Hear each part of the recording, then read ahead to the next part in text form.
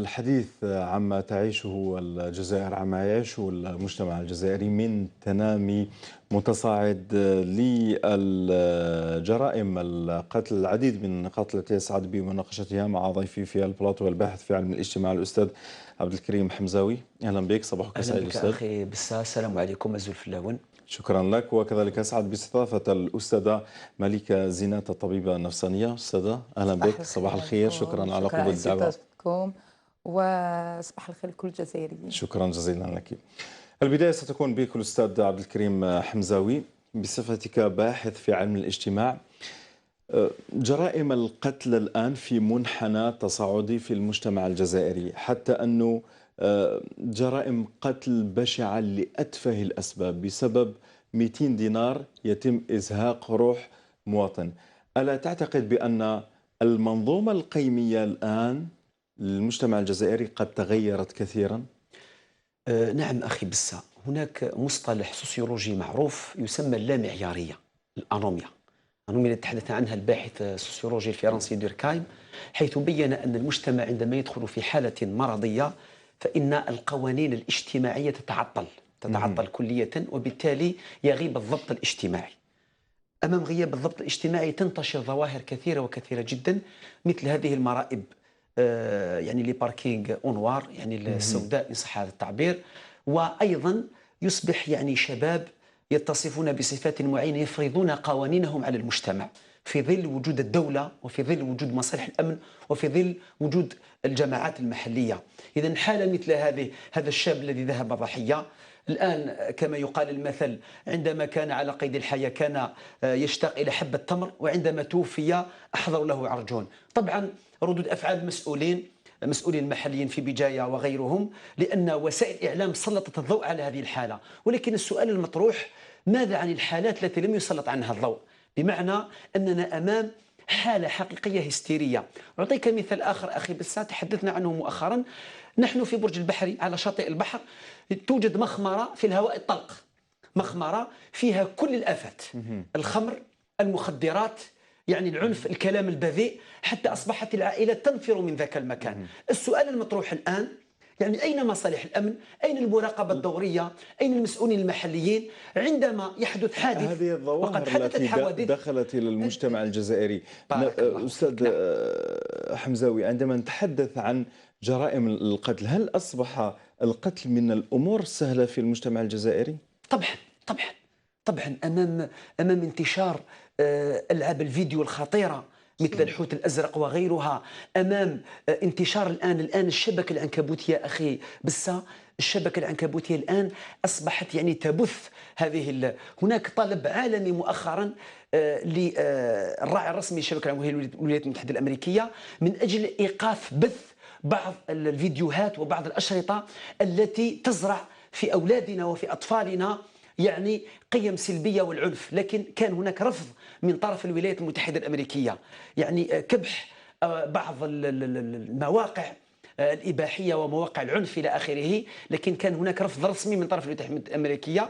إذن وبالتالي هنا نطرح السؤال من جديد، أن هناك الآن هذه الشبكة تشجع العنف، هناك قنوات فضائية كذلك تشجع العنف. وقد تكلم عن هذه المسألة البروفيسور عبد الغني مغربي، معروف في الثمانينات، حيث من خلال دراسات قيمة حول السينما الجزائرية آنذاك بين وتنبأ بأن المجتمع الجزائري يتجه نحو عنف رهيب ورهيب جدا في نهاية الثمانينات، في التسعينات، والآن نعيش عنف من نوع آخر. نعيشها يوميا. نعم. نعم. أستاذة ملكة زينات، أعيد وأطرح عليك السؤال الذي طرحته على الأستاذ حمزاوي: هل أصبح القتل من الأمور السهلة في المجتمع الجزائري؟ هل المنظومة النفسية للمواطن الجزائري قد تغيرت إلى هذه الدرجة حيث أصبحت جرائم القتل لأتفه الأسباب؟ طبعا يعني نواصل وش قال الأستاذ واللي كان مهم جدا. نرجعوا للتربية، لما نربيو الأطفال تاعنا على كما قال الالعاب الفيديو تاع العنف، لي جو هادو اللي يؤدوا بنا غير لا فيولونس. كونت اون فوا ديجا نوز انفون تو بوتي، ils voient je suis un héros Dans les dessins animés, c'est l'érotisme, enfin, qu'il soit héros, c'est-à-dire en utilisant de la violence, des dessins animés avec des images aussi atroces, des jeux vidéo, oui, القتيلة ولات حاجة سهلة, c'est-à-dire on se voit comme on est fort, parce que quand on tue, on devient fort, c'est-à-dire que nous, on est... دونك ابارتيغ دو لا نفسيه الطفل تولي القتل عنده حاجه عاديه، ماشي القتل حاجه دونجوروس، حاجه ماشي مليحه، حاجه اللي راح كيما نقول لك كيما هاد الشاب اللي قتل مثلا كي ناخذوا ليكزامبل، هو في ديك الدقيقه حس روحو باللي لي بلو فور، سادير اي سي ديفوندو بار سادير اون تويون سيت بيرسون. مي لو كان j'en suis sûr qu'il était dans un état second parce que دوك كي يفطن يقول لك moi j'ai fait ça. C'est une réalité, elle devient un jeu, devient une réalité. Et c'est comme ça qu'on se rend compte qu'on a fait une chose horrible. في هذه النقطة مدام أستاذة أنت طبيبة نفسانية قلت أنه ليس أثناء الجريمة لكن بعد الجريمة يتفطن أنه ارتكب يعني جريمة شنعاء. هناك من يقول أنه بعض الجزائريين يعانون من جنون متقطع. الجنون متقطع. يفقد ما يكونش في كامل قواه العقلية أثناء ارتكابه للجريمة. إذا سمحت أخي تفضل أستاذ. الآن المواطن الجزائري يعيش ضغوط رهيبة، يعيش ضغوط نفسية اجتماعية، هو تخصص يسمى علم النفس الاجتماعي، لا بسيكولوجي سوسيال. أنه الآن المواطن الجزائري لديه ما يسمى بصراع الأدوار، لو كونفلي دو رول، بمعنى تجده أب، تجده في نفس الوقت ابن، تجده في نفس الوقت أستاذ، تجده في نفس الوقت عامل، صحيح. إلى آخره. صحيح. أنت كصحفي في حد ذاتك خاصة المباشر، أنا أعرف الضغوط الرهيبة التي يتعرض لها يعني الصحفي على المباشر، يعني كل شيء يحسب بالثواني، إذن وبالتالي فهي ضغوط رهيبة. هذه الضغوط في بعض الأحيان تؤدي إلى عدم السيطرة على الذات، عدم السيطرة على النفس، لكن هذا من الزاوية النفسية. لكن أيضا هناك أمر مهم جدا وهو الضبط الاجتماعي. هنا يأتي دور السوسيولوجيا، بمعنى الضبط الاجتماعي. لماذا المؤسسات الاجتماعية أوجدت؟ كما يقول عبد الرحمن ابن خلدون، أوجدت من أجل ضبط المجتمع، لأن الإنسان فيه الخير وفيه الشر، لكن الردع، العملية الردعية الهدف منها لا نقول أن الأوروبيين ملائكة، لا نقول أن الأمريكيين ملائكة، وإنما هناك قوة ردعية قاهرة. أعطيك مثال بسيط، في أستراليا عندما يرتكب سائق سيارة حادث، يعني ماذا تفعل السلطات الأسترالية؟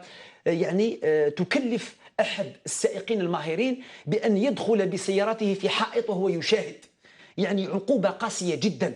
الهدف منها والغرض منها هو العبرة للآخرين. إذا نفس الملاحظة، اليوم قتل هذا الشاب، وأيضا الاختطافات التي تحدث عنها النهار من قبل. صحيح. يعني كيف يتجرأ إنسان أن يختطف طفل؟ حتى هذا الشاب كيف يتجرأ على القتل؟ لأن الفكرة يا أخي بسة هي الجرأة على الفعل. الجرأة على الفعل تدل على أن المواطن أصبح في حالة نفسية اجتماعية يعني أريحية، يعني وكأن المجرم أصبح الآن في أريحية. حتى أنه أيضا سياسة العفو من جهة، نحن نشكر السلطات على أنها تعفو في كل مناسبة، لكن العفو هذا بالجملة، العفو هذا بالجملة، ونفس الشخص الذي يخرج من السجن من هنا ثم يكرر نفس الاعتداءات من جهة أخرى، هذه كذلك مصيبة. نعم تفضل أستاذة. موا جو مو دي باللي تقول لي الضغوطات كامل عايشين الضغوطات، بصح ما يأدوش بنا الى اننا نقتلوا. صحيح. سي با فغي. اكيد. دونك الا نرجعوا كل الامور للضغوطات وهنا نديروا واش نحبوا ومن بعد نقولوا كنت في حاله ضغط، ابارتيغ دو لا ما صدق انا هنا كما قال باش نزيدوا نشجعوا، لكن حنا نو، حنا نقولوا باللي هاد الناس اللي راهم يقتلوا عندهم من بريديسبوزيسيون للقتل، عنده القتل حاجة سهلة. Ils ne seront pas compte de l'effet qu'après avoir commis le meurtre. Très bien. Même le vol. Pour lui, le vol, s'il a gagné une fois, c'est très bien. بصح كي تولي له عادة, ça devient une pathologie. Donc هذا الإنسان اللي يقتل كما قلت بطريقة هكذا كما قلت ب 200 دينار. On trouve que la personne, il faut qu'on fait, il faut qu'on fasse un vrai travail sur ces jeunes. نشخصوا نفسيته أستاذة، هل هذه عصبية زائدة؟ أي كيف نشخصوا نفسية هذا المجرم القاتل؟ يقدر يكون il est psychotique باسكو بزاف لا بسيكولوجي لقينا باللي في علم النفس وصح نتعاملوا بزاف مع علوم الاجتماع باسكو تولي ظاهره عاميه. هاد لي جون هادو تاع الباركينغ وسمعنا جرائم وجرائم وجرائم، هذا يعني راهو جريمه من بين الجرائم اللي شفناهم.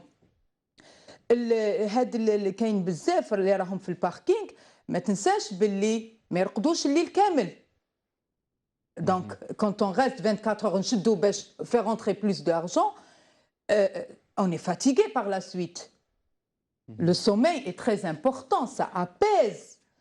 Tandis كي نكونوا في الحالة اللي كما قال ما نرقدوش ما نريحوش، نحوسوا غير على خاصة عندما نتحدث عن الحظائر العشوائية، لهذا يجب تقنين كل هذه الحظائر. Normalement, le parking devait avoir un contrôle étatique.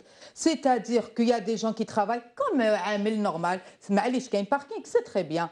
Une sécurité pour nos voitures, c'est très bien. Mais le problème où il est, لازم هذا الإنسان يريح. مثلا يخدم 6 heures، الاخر يخدم 6 heures باسكو راه واقف توت لا جورني، راه يتعامل مع الناس، واحد يشنف عليه. سامحني دقيقه، واحد يشنف عليه. ثاني حنا ثاني الشعب لازم يلعب دور كبير.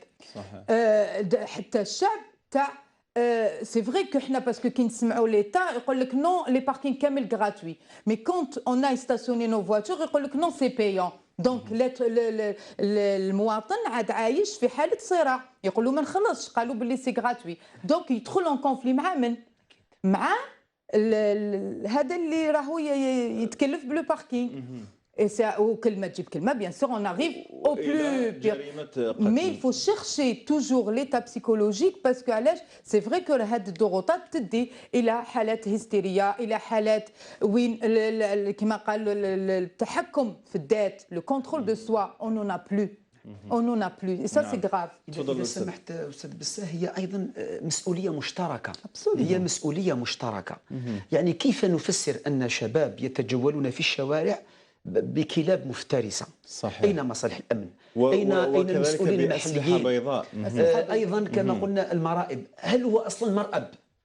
المرائب، معظم المرائب في الجزائر هو شارع، هو رصيف في الحقيقة. لكن أستاذ كيف أنت كباحث في علم الاجتماع كيف نعمل على حماية المجتمع الجزائري من تنامي ظاهرة القتل هذا بنفس باردة؟ يعني هي سياسة الردع يا أستاذ بسام، هي الردع.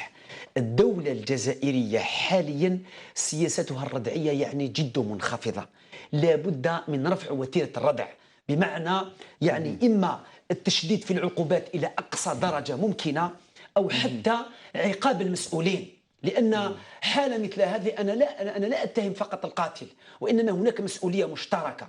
مصالح الأمن المحلية لها يعني مشتركة في هذه الجريمة. المسؤولين المحليين في بداية لهم يعني لهم دور في هذا الأمر. يومية أستاذ. طبعا أخي بسام، أنه كل إنسان مسؤول في أي مكان. الأسرة مسؤولة، المدرسة مسؤولة، مصالح الأمن مسؤولة، البلديات مسؤولة، تقريبا رئيس البلدية وحتى الأعضاء الآخرين، لأنه في كل بلدية هناك عضو مكلف بالنشاط الحضاري. يعني عندما نتحدث عن لي باركينغ، يعني المواقف، عندما نتحدث عن لي باركينغ ففي حقيقة الأمر من المفروض أن هناك مراقبة يومية، مش فقط مصلحة الضرائب. الآن أصبح المواطن وكأنه يدفع ضريبة، خاصة الجزائر العاصمة. كما نتابع في هذا الصورة، يعني الأسلحة البيضاء أصبحت في متناول العديد من الشباب. طبعا يعني استخدام الأسلحة البيضاء. وعندما نقول الأسلحة البيضاء الآن هي أشكال وألوان، ونحن على أبواب عيد الأضحى الآن. لعلمك أستاذ بسا أن السكاكين ستباع في الشوارع. السكاكين تباع في الشوارع بشتى الأحجام وبشتى الأشكال إلى آخره، وبالتالي في متناول كل. الآن أطفال في المتوسطات، أطفال في الابتدائيات يعني يحملون الأسلحة البيضاء معهم. إذن يا با دو كونترول. وفي بعض الأحيان والجماعة، سامحني يا أستاذ، والجماعة دوك هذه الظاهرة اللي حبيت نتكلم عليها، الجماعة اللي راهي سي ان ريزو واللي كيما نقولوا يزاتاك دي جون بالسيوفة. اون ايت اريفي خلاص رجعنا لوقت الجاهليه، أين مي سي دور تري غراف. دور العائلة، دور المسجد، دور المؤسسات التعليمية في حماية المجتمع من كل هذه الظواهر السلبية؟ داكو بصح حنايا رانا كيما نقول لك كاين دور عظيم وكبير ورانا نربي واكسيتيرا، بصح كي يلقى روحو باللي هاد لو جون يخرج للشارع وراه متهدد، هو ثاني يولي يرجع كيما هما، لازم يستعمل اسلحه بيضاء، يقول لك كيما نقولوا سن بالسن ولا البادي اظلم. دونك يولي تولينا رانا دائما في حاله صراع، دائما في حاله خوف، دائما حنا نحكم ما نخرجوش من ديارنا تellement que on a peur d'être agressé.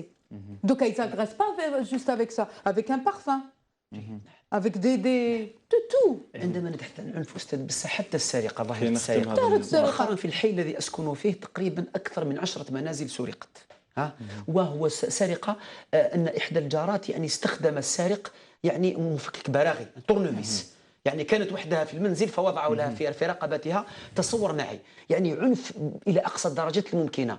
إذن في هذه الحالة السؤال المطروح أين المسؤوليات؟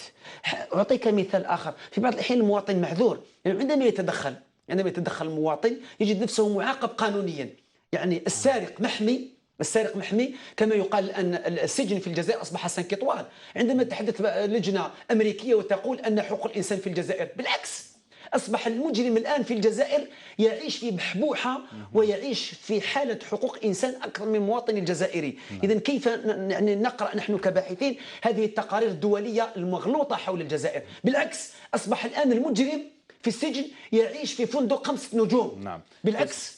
نعم. إذن وبالتالي لابد من ردع حقيقي، لابد من وضع هؤلاء المجرمين في مكانهم المناسب. شكرا جزيلا لك. ننتقل شريحة كبيرة من الأطفال، سنتحدث عن الخوف والتخوف عند الفئات العمرية، عند الأطفال. كيف نعالج الخوف؟ ما هو دور الأولياء لمساعدة أبنائهم في تخطي ومجابهة الخوف؟ دائما مع ضيفي في البلاطو ملكة زينات وكذلك الأستاذ حمزاوي.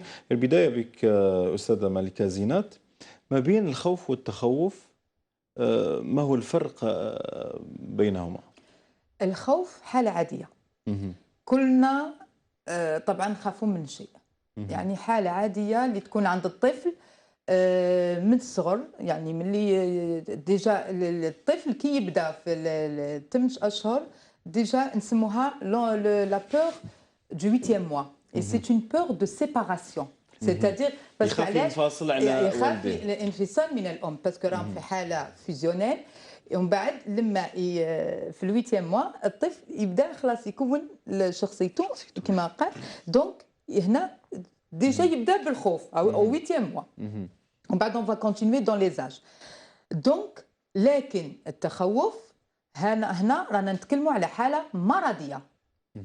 التخوف ما يوجدش عند كل الاطفال، كاين اللي عنده تخوف من المدرسه، سكون ابل لا فوبي سكولير، كاين اللي عنده لا فوبي كما نقول لك من التخوف من الظلمه، c'est-à-dire impossible qui se retrouve في غرفه مظلمه. Mais ça ne veut pas dire que tous les enfants ont peur كما نقولوا من الظلمه، c'est pas vrai, parce que هنا كاين des enfants pour eux لو كان ما تخوفهمش pour eux c'est normal, il y a de la lumière et c'est sombre. ايضا دونك هنا التخوف كي نتكلموا عليه هنا يلتزم بيان سور دي سبيسياليست، اون ايكيب بلوري ديسيبلينير اللي تعاون هذا الطفل باش يتغلب على التخوف، لاننا هنا رانا في حاله مرضيه. دونك سي سكون ابل لا فوبي. لكن أستاذة يعني هناك بعض الأطفال يوصل بعد 2 أو 3 سنوات لكنه ما زالوا يعاني من هذا الخوف، سواء الانفصال مع الأم أو الأصوات، يعني تكون عنده نفسيته يتخيل أشياء أخرى كأشباح أو ما شابه ذلك. هنا الخوف نتكلموا على les enfants qui ont peur du bruit, des fantômes, mais aussi je crois que c'est aussi les parents qui aident la peur des enfants, parce que parfois لو كان باغ اكزومبل كي يقبح ولا نقولوا نجيب لك حنايا في العاده تاعنا الجزائريين نقولوا بولولو، ça on l'a toujours dit. Donc déjà pour lui c'est intégré, donc les parents ont intégré la peur dans leur enfant. Mais les parents, c'est-à-dire les punitions, par exemple, quand on le punit, dans une pièce sombre et fermée. À partir de là, نقولوا باش هكذا تولي تخاف مني. واش رانا نديروا له؟ رانا نربيوه على الخوف. C'est-à-dire que donc احنا تاني دور الاولياء. C'est-à-dire quand on veut punir nos enfants, il faut savoir leur parler. Pourquoi on est en train de vous punir? Ne pas mener à la peur, mais il faut qu'ils comprennent que c'est une punition qui ne refait plus la chose. Mais la peur, تقدر tellement هذا l'enfant تربيه على la peur, يقدر هو تاني يوصل لحالة مرضية. إذا سمحت لي أستاذة، نعم، هنا يعني دخلنا في موضوع سوسيولوجي ما يسمى بالتنشئة الاجتماعية. إذا نطرح سؤال: ما هي استراتيجية الآباء الجزائريين في تربية أولادهم؟ ما هو يعني مشروط هو الاعتدال بمعنى أنه تسيير الخوف إن صح هذا التعبير، يعني يتعلم الآباء كيف يسيرون خوف أطفالهم. لا نصل إلى درجة بعض الروسيين الذين يصعدون في ناطحات السحاب ويصور السيلفي ولا يخاف ثم يسقط، يعني هو انتحار غير مباشر. وفي نفس الوقت يعني لا ننشئ اولادنا واطفالنا. هنا يعني دور الاولياء. انا جاي لهم دور الاولياء باسكو دور الاولياء خاصه في الفئات العمريه الصغيره. Vous savez, par exemple, moi je prends un exemple vivant. Autrefois, quand on punissait un enfant, on le mettait dans un placard. Vous savez oui, mais c'est vrai. Ça, c'est pas bon. Parce que déjà, واش راك تولد عند الطفل؟ راك تولد عنده الخوف بدرجة أولى. دونك هنا ما ساعدناش الطفل، وكونتخير رانا زدنا من الاضطرابات النفسية تاعو. ابارتيغ دو لا واش حيولد عنده؟ أمراض أخرى، سكون أبل أمراض بسيكوسوماتية. هناك ربما بعض العقوبات اللي يقوم بها الوالدين هي يعني تكون خطيرة على نفسية الطفل. خطيرة على نفسية الطفل اللي تؤدي به إلى حالات psychosomatique. Par exemple, احنا عندنا نسموه l'énérésie primaire et secondaire. L'énérésie primaire, elle est normale chez l'enfant. هو التبول لا إرادي. Bien sûr, احنا نقولوا jusqu'au 18e mois, باش l'enfant il enlève la couche, ويعرف ce que c'est les toilettes, etc. Mais quand on en parle d'énérésie secondaire, la plupart du temps vient à travers la peur que les parents ont inculquée dans l'enfant. L'enfant, quand il a peur, il faut qu'il verbalise. لازم يتكلم على الخوف تاعو. لازم يl'exprime. لازم les parents ماشي يقولوا بركا ما تخافوا انت ديما خواف. Donc déjà كي تقولوا انت ديما خواف, déjà vous avez intégré la peur en lui. Donc يقعد ديما يخاف. Vous savez que l'estime de soi de l'enfant vient à travers les paroles des parents. C'est-à-dire de ce qu'on peut lui dire. Et là, on félicite l'enfant ou là on le dénigre. نحطموه. إذا نسبة كبيرة في دور العائلة. علاش قلنا الحاجة الأولى اللي ترجع التنشئة الاجتماعية باش تبدأ؟ التربية باش تبدأ بالأولياء، عفوا بالأولياء. إلى ما نستناش ليكول هي اللي حتربي لي مون انفونس، كي ني با بوسيبل. ليكول تكمل المهام، بصح التربية أولا كما نقول لك وقبل كل شيء ترجع للاولياء. كيف نقولوا الاولياء ماشي غير الام، باسكو بزاف يقول لك وليدك، نو، لازم يكون ان بارتاج، لازم يكون اب والام. الان هذه الحالات عند الطفل؟ هذه الحالات ميم لي بارون بوف جوي كما نقول لك رول دي بسي، باسكو سي دي شوز سامبل. عندنا ديجا اننا نعالجوا كما نقول الكلام تاعنا، c'est-à-dire quand on parle à un enfant sur la peur, il faut savoir ce qu'on lui dit. Quand on essaye de punir un enfant, ماشي لازم نورولو باللي هذه عقوبه باسكو درت une bêtise. Je veux pas te faire peur, je veux te punir. La punition et la peur, c'est une grande différence. تاني كاين تاني juste une phrase que je voulais d'en parler. Attention, يقول لك les parents ولادنا يحشموا. فهمتوني؟ on en parle de la pudeur. بصح كاين حشمه من حشمه، كاين حشمه وين سي لا بودور، كاين حشمه داخله في الخوف. احنا نقولوا لا mon enfant il est toujours isolé. Attention aux enfants isolés, je parle toujours souvent. الخجل voilà، احنا نرجعوا للخجل، c'est-à-dire ça rentre dans la timidité, pas la pudeur. Et la timidité تاني جايه من الخوف. Quand un enfant دائما on lui fait rappeler toujours des mauvaises ondes, à partir de là يتربى عليها ومن بعد يدخل في الخجل، والخجل ثاني مرضي. لوريجين تاعو سي لا بور. حالة مرضية. فوالا. أستاذ حمزاوي، هل أصبح المجتمع الجزائري يخيف الأطفال؟ بالتاكيد بالتاكيد استاذ بسا، وفي بعض الاحيان العكس، لانه المجتمع الجزائري الان في تذبذب كما قلت منذ قليل. استخدمت يعني حالة مصطلح صراع. جيد جدا، هو الجنون المتقطع، يعني حالات متقطعه. يسميها ايضا عبد الغني مغربي، يسميها التمزق الشخصيه المتذبذبه بين ثقافات مختلفه، لانه معروف في علم النفس الاجتماعي ان الجماعه المرجعيه الاولى، لو بروميي جروب دو ريفيرونس هي الاسره. ويقول عبد الرحمن بن خلدون في كتابه المقدمة، يقول أن القهر يولد الخمول في النفوس، هو قانون اجتماعي. القهر يولد الخمول في النفوس، بمعنى كما يقال بالدارجة يرجع ولد دجاجة، يعني أقرب إلى الدجاجة منه إلى الديك إن صح هذا التعبير. إذن وبالتالي ففي بعض الأحيان الآباء الغرض هو تربية أولادهم، ضبط الأولاد، لكن النتيجة تكون عكسية تماما. وفي بعض الأحيان يقول لك أنا باش وليدي يخرج شاطر، لكن في الأخير يولي مافيا وليده. إذن وبالتالي كيف نسير الخوف يعني على الآباء، كما قالت الأستاذة، وربما هي يعني أردت أن يعني تفسر في هذا السياق، هو أن الأب والأم كيف يسير خوف ابنه بحيث أن هذا الطفل يعني ينمو نموا سليما. نعم. من الناحية النفسية ومن الناحية الاجتماعية. نعم. ويصبح مواطن صالح. صح. نعم. سؤال أخير تفضلي يا نو أستاذة. جوست سيتير قبل ما نرجعوا كيفاش لي بارون يتعاملوا مع الخوف، il faut comprendre qu'il y a trois sortes de peur. كاين لي بور كلاسيك اللي هي عاديه، نخافوا من شيء، نخافوا من فانتوم اكسيتيرا. كاين لي بور اكيز اللي حنا لا نكتسبوها وحنا اللي ندخلوها لولادنا. Par exemple, une maman qui a peur de l'araignée, elle panique devant une araignée et puis l'enfant intègre ça. Alors que ouais, peut-être qu'il n'a pas peur de cet insecte. كاين les peurs aussi copiées, c'est-à-dire que انت تخاف دونك انا خاف. on réagit à travers l'autre. عنده علاقه بلوبجي. تسمى المحاكاة. كي نختم دقيقة نصيحة برك comment on peut aider les enfants. Parfois, quand un enfant il dit que j'ai peur, laissez-le parler de sa peur. ماشي تقولوا لا انت يا تروح واقف. Non, laissez-le parler de la peur. Travaillez sur le jeu de rôle. وين هو يولي un héros وانت اللي vous avez peur. C'est-à-dire la maman c'est elle qui joue. C'est-à-dire voilà, يغيروا الأدوار. C'est un jeu théâtral mais qui est magnifique. Il faut dédramatiser la peur. Ah non, c'est rien du tout. Il faut en parler. Et comme la meilleure des solutions, c'est qu'il exprime sa peur à travers les dessins.